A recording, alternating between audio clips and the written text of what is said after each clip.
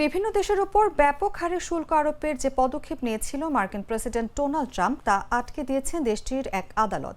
ট্রাম্পের অর্থনৈতিক নীতির উপর আদালতের এই রায়কে একটি বড় ধাক্কা বলে মনে করা হচ্ছে।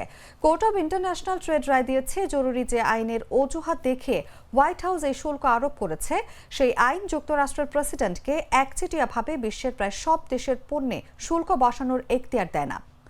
ম্যানহাটন ভিত্তিক এই আদালত আরও বলেছে, যুক্তরাষ্ট্রের সংবিধান অনুযায়ী আন্তর্জাতিক বাণিজ্য নিয়ন্ত্রণের একচেটিয়া ক্ষমতা কংগ্রেসের হাতে। এক্ষেত্রে মার্কিন অর্থনীতিকে রক্ষা করার জন্য প্রেসিডেন্টের হাতে যে ক্ষমতা, কংগ্রেসের ক্ষমতা তার চেয়ে বেশি।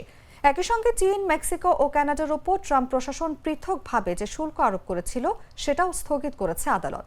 এদিকে আদালতের এই রায়ের বিরুদ্ধে কয়েক মিনিটের মধ্যেই আপিল করেছে ট্রাম্প প্রশাসন।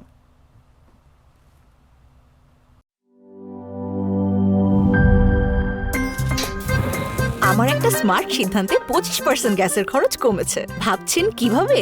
সাধারণ গ্যাস স্টোভ বদলে আমি এনেছি আরএফএল গ্যাস স্টোভ। এর সাইন্টিফিক নজল ও ব্রাস বার্নার ক্যাপ সমানভাবে তাপ ছড়িয়ে রান্না করে দ্রুত। তাই গ্যাসও বাঁচায় 25%, টাকাও বাঁচে 25%। আরএফএল গ্যাস স্টোভ, নিরাপদ ও গ্যাস সাশ্রয়ী।